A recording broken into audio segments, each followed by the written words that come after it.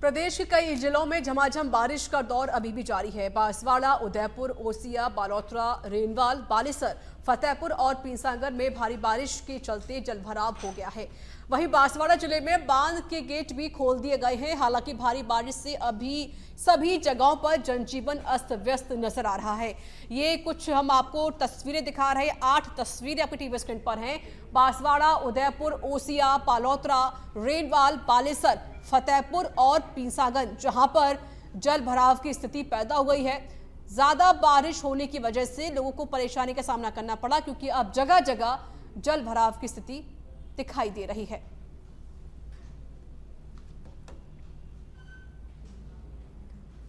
बांसवाड़ा जिले सल्लापाड़ थाना क्षेत्र के सोडाला दुधा गांव में 2 बच्चों की पानी में डूबने से मौत हो गई। दरअसल दोनों बच्चे मंगलवार को एनीकट पर नहाने के लिए गए हुए थे, जहां वे डूब गए। वहीं सूचना के बाद ग्रामीण और पुलिस मौके पर पहुंची, जिन्होंने एक बच्चे साहुल का शव तो बाहर निकाल लिया, हालांकि दूसरे बच्चे का शव नहीं मिला। जिसके बाद गोताखोरों की टीम को सूचना दी गई, जिसके बाद कड़ी मशक्कत के बाद बुधवार सुबह दूसरे बच्चे का शव ढूंढ निकाला गया। दिनांक 3/9 को सरपंच लंकई ने जरिए टेलीफोन बताया कि सोडला दूधा में 2 बच्चे स्कूल से आकर मवेशी चराने गए थे, जो पानी में डूबने से मृत्यु हो गई। इस पर जाप्ता पुलिस व ग्रामीण मौके पर पहुंचे। ग्रामीणों की सहायता से एक बच्चे को तुरंत निकाल लिया गया और एक बच्चा अंधेरा होने से नहीं निकाल पाए। आज एसडीआरएफ की टीम बुलाकर रेस्क्यू किया जा रहा था कि बच्चा ऑटोमेटिक ही ऊपर आया, उसको बाहर निकाला और अभी दोनों बच्चों का पीएम कराया जा रहा है मौके पर। गुलाबी नगरी के पर्यटक स्थलों पर ई टिकट सर्वर डाउन की वजह से अब पर्यटकों को निजात मिल सकेगी।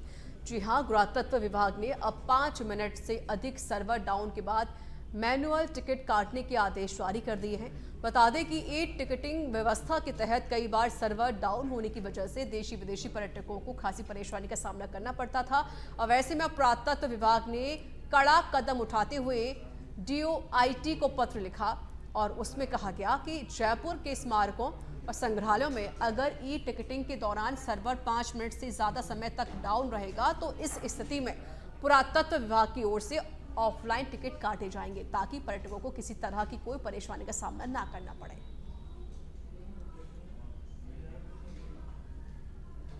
ऑनलाइन टिकट सर्वर डाउन की वजह से पर्यटकों को खासी परेशानी का सामना करना पड़ा था पिछले दिनों, लेकिन अब पुरातत्व विभाग के द्वारा नए आदेश जारी हुए हैं। इस आदेश के अनुसार जैसे ही सर्वर डाउन होगा, उसके बाद कर्मचारी के द्वारा मैनुअल टिकट काटी जाएगी। ऐसे में पर्यटकों को कोई परेशानी नहीं होगी। पुरातत्व विभाग के द्वारा लगातार इस तरह की सुविधाएं दी जा रही है, ताकि पर्यटकों को आगे किसी तरह की कोई परेशानी ना हो। कैमरा पर्सन विजय गिरी के साथ मैं प्रमोद कुमार, सच बेधड़क, जयपुर। जयपुर के मोती डूंगरी गणेश मंदिर में गणेश चतुर्थी को लेकर 9 दिवसीय भव्य महोत्सव चल रहा है और आज मंदिर में खास मोदकों से गणपति बप्पा की झांकी सजाई गई। इस दौरान श्री बालाजी गौशाला संस्थान के सानिध्य में होने वाली श्री राम कथा कार्यक्रम का प्रथम पूज्य को निमंत्रण दिया गया। कार्यक्रम के पोस्टर का विमोचन मोती डूंगरी गणेश मंदिर के महंत कैलाश शर्मा और RS पंकज ओझा ने किया। आज भगवान गणेश जी महाराज विराजमान मोती डूंगरी के मोदकों की झांकी सजाई गई है। बालक के जन्मोत्सव के ऊपर उसको अलग अलग व्यंजन का भोग लगा के उसको मनाया जाता है। इसी संदर्भ में पिछले 3 दिन से यही कार्यक्रम चल रहा था। फलों का भोग लगा, 56 भोग लगा। आज भगवान के सबसे प्रिय जो चीज़ है वो मोदक, विभिन्न आकार के मोदक भगवान के यहाँ पे भोग लगा के और उनको मनाने का प्रयास किया। जन्माष्टमी के बाद अब गणेश चतुर्थी के जयपुर के गणेश मंदिरों में विशेष रौनक देखने को मिल रही है। खास तौर से गुलाबी नगरी के सबसे प्रसिद्ध और प्राचीन मोती डूंगरी गणेश मंदिर में आपको काफी रौनक देखने को मिलेगी। रिपोर्ट देखिए।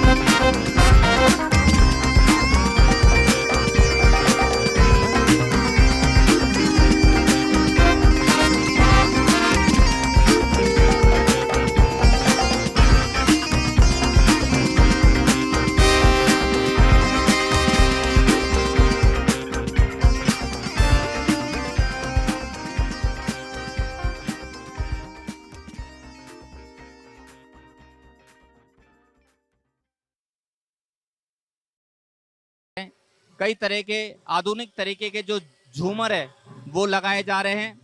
इसके अलावा जो लाइट्स हैं, प्रॉपर लाइट हो, भक्तजनों को किसी तरह की कोई परेशानी ना हो, उसके इंतजाम यहाँ पर किए जा रहे हैं। तैयारी अपने चरम पर है। अब कुछ ही समय रह गया है तैयारियों को अंतिम चरण में ले जाने को लेकर, और जैसे ही यहाँ पर समय नज़दीक होगा तैयारी अपने चरम पर होगी और गणेश चतुर्थी का पर्व यहाँ पर धूमधाम से मनाया जाएगा। गणेश चतुर्थी के दिन बप्पा के दर्शन के लिए न सिर्फ जयपुर से श्रद्धालु पहुंचते हैं, बल्कि अन्य राज्यों से भी बड़ी संख्या में भक्त पहुंचते हैं। गणेशोत्सव के दिन मंदिर में विशेष झांकियां सजाई जाती हैं, जो भक्तों को भक्ति और श्रद्धा से जोड़ती हैं। मोती डूंगरी गणेश मंदिर की सबसे पुरानी और प्रसिद्ध मान्यता है कि राजस्थान में कहीं भी शादी हो तो लोग सबसे पहले भगवान गणेश को निमंत्रण देने आते हैं। इस निमंत्रण को देने का विशेष महत्व है। ऐसा माना जाता है कि भगवान गणेश शादी विवाह की सभी कार्यों को बिना बाधा के पूर्ण करवाते हैं। जो लोग शादी होने में कठिनाइयों का सामना कर रहे होते हैं, वो यहाँ एक विशेष मन्नत का धागा बांधते हैं। मान्यता है कि इसके बाद उनकी शादी जल्दी हो जाती है। इसके अलावा मंदिर में वाहन पूजा करने की भी एक अनोखी परंपरा है, जो वर्षों से चली आ रही है। लोग नए वाहन की पूजा करने के लिए यहाँ आते हैं, ताकि उनका वाहन सुरक्षित रहे और सभी यात्राएं शुभ हों।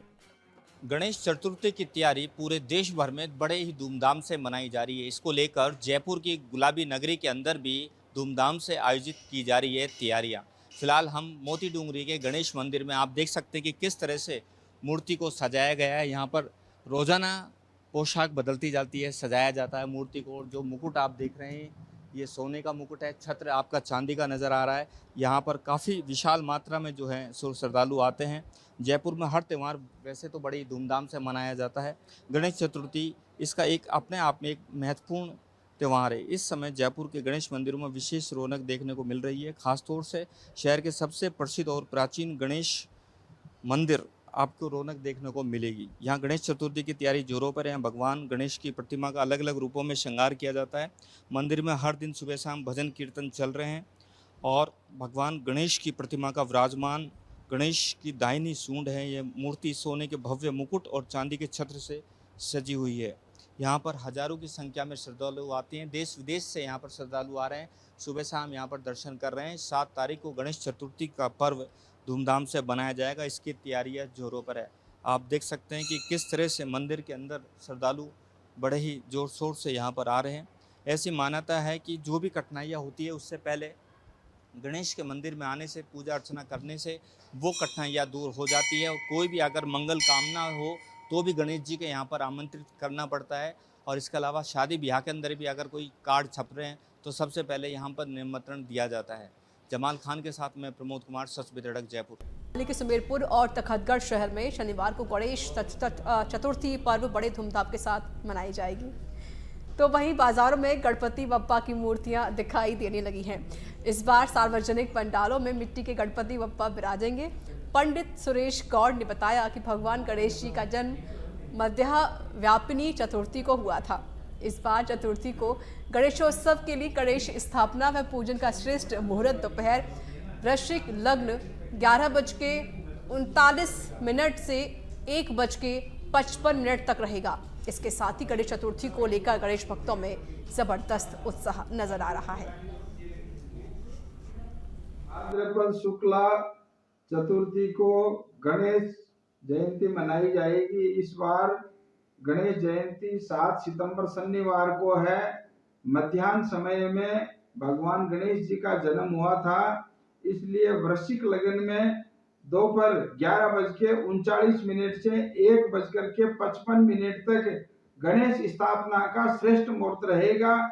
इस दिन मंदिरों में गणेश जी के विग्रहों की पूजा आरती की जाएगी तथा पांडालों में शुभ मुहूर्त में गणेश जी स्थापित किया जाएगा।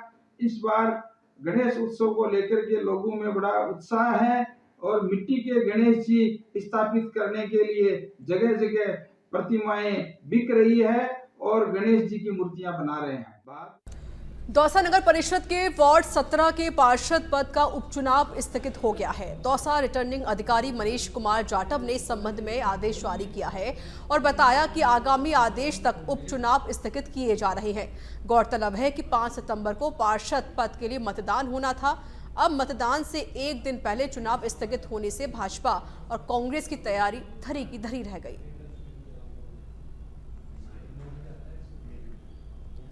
डीडवाना से बड़ी खबर है। चोरी के मामलों में पुलिस की बड़ी कार्रवाई देखने को मिली है। चोरी के 2 अलग अलग मामलों में 5 आरोपी गिरफ्तार किए गए हैं। आरोपियों में से 2 महिला चोर शामिल हैं।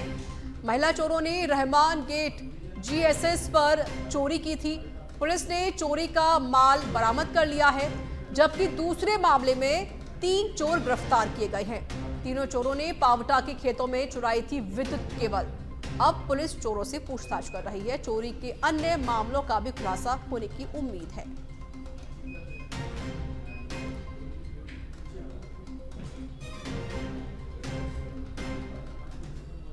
और राजस्थान में एक बार फिर से बारिश का दौर शुरू हो गया है। लगातार भारी बारिश होने के चलते लोगों को परेशानी का सामना करना पड़ रहा है। तो वहीं रेलवे ने कई ट्रेनों को रद्द कर दिया है। जोधपुर में लगातार हो रही बारिश से नगर निगम की पोल खुलती हुई नजर आ रही है। राजस्थान में पश्चिमी राजस्थान की बात करें तो पिछले 3 दिनों से लगातार यहाँ पर भारी बारिश का दौर जारी है। रेलवे ने कई ट्रेनें रद्द कर दी है भारी बारिश को देखते हुए। मारवाड़ की बात करें तो वर्षों से यहाँ पर परंपरा रही है कि सावन मास में यहाँ पर कम बारिश होती है और जैसे ही भादवा पक्ष लगता है उसमें बारिश का दौर शुरू हो जाता है। यहाँ के लोगों की ऐसी मान्यता भी है कि विश्व प्रसिद्ध लोक देवता रामदेव जी की जो पैदल यात्रा शुरू होती है उसको मद्देनजर रखते हुए भगवान रामदेव जी कृपा बरसाते हैं और बारिश का दौर जारी करते हैं ताकि अपने भक्तों के जो पैर हैं वो धूप में ना जले, उनके पैरों में छाले ना हो। फिलहाल जोधपुर की बात करें तो पिछले 4 घंटों में लगातार जो बारिश का दौर देखा गया था, उसके बाद आप जोधपुर के ये जो लाल पत्थरों से जो बने घर हैं वह देख सकते हैं कि पूरा जोधपुर गीला हो चुका है। फिलहाल मैं जोधपुर के मेहरानगढ़ के तलेटी से खड़ा हूं, ये आपको नजारा दिखा रहा हूं। नगर निगम जोधपुर उत्तर और दक्षिण दोनों ही लगातार तत्पर है। नगर निगम उत्तर और दक्षिण ने हिदायत जारी कर दी है कि कच्चे जर्जर मकान पेड़ों के नीचे खड़े ना रहें, बहते हुए नालों में उनके समीप ना जाएं, क्योंकि पिछले वर्ष भी कई ऐसे हादसे सामने नजर आए। ये कह सकते हैं कि लगातार जो जोधपुर में जो 4 घंटों से बारिश हुई, नगर निगम उत्तर और दक्षिण की पोल खोल के रख दी है। सच बेधड़क के लिए गिरीश दादिश की रिपोर्ट, जोधपुर।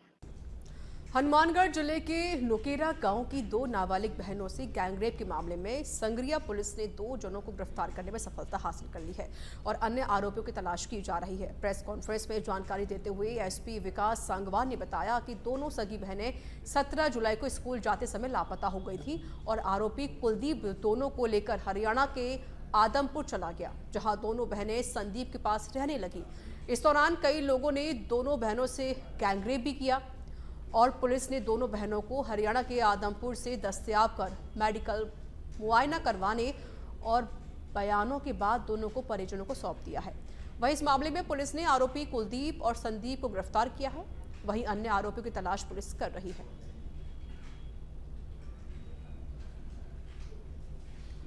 करौली में पिछले दिनों हुई भारी बारिश के कारण विद्युत निगम सहायक अभियंता कार्यालय और ग्रिड स्टेशन परिसर में जल भराव की स्थिति बनी हुई है, जिसे लेकर चीफ इंजीनियर और अधिकारियों की टीम करौली पहुंची और बग्गी खाना क्षेत्र स्थित 33 केवी ग्रिड स्टेशन पहुंचकर बारिश के दौरान उपजे हालातों की जानकारी ली।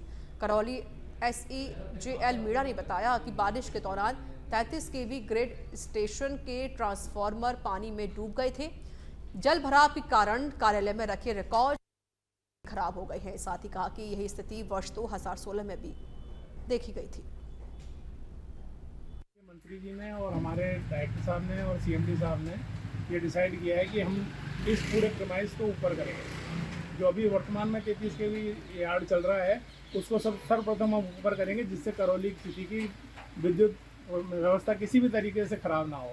पहले फेज़ में ये करेंगे और दूसरे फेज़ में भी इसको डेवलप करके ऊपर करेंगे, जिससे कभी भविष्य में पानी की भराव की क्षमता आएगी। कोटा ग्रामीण एसपी करण शर्मा का बड़ा एक्शन देखने को मिला है, जहां शराब तस्करी के खिलाफ कार्रवाई की गई है। मंडाना थाना पुलिस ने अवैध शराब से भरा ट्रक पकड़ा है।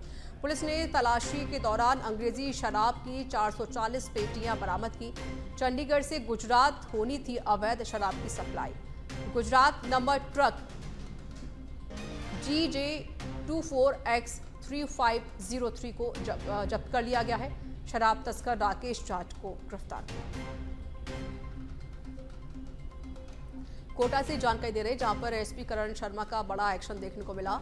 शराब तस्कर के खिलाफ बड़ी कार्रवाई की गई है। पुलिस ने अवैध शराब से भरा ट्रक पकड़ा है। साथ ही ट्रक ड्राइवर को भी गिरफ्तार कर लिया गया है और उससे पूछताछ जारी है।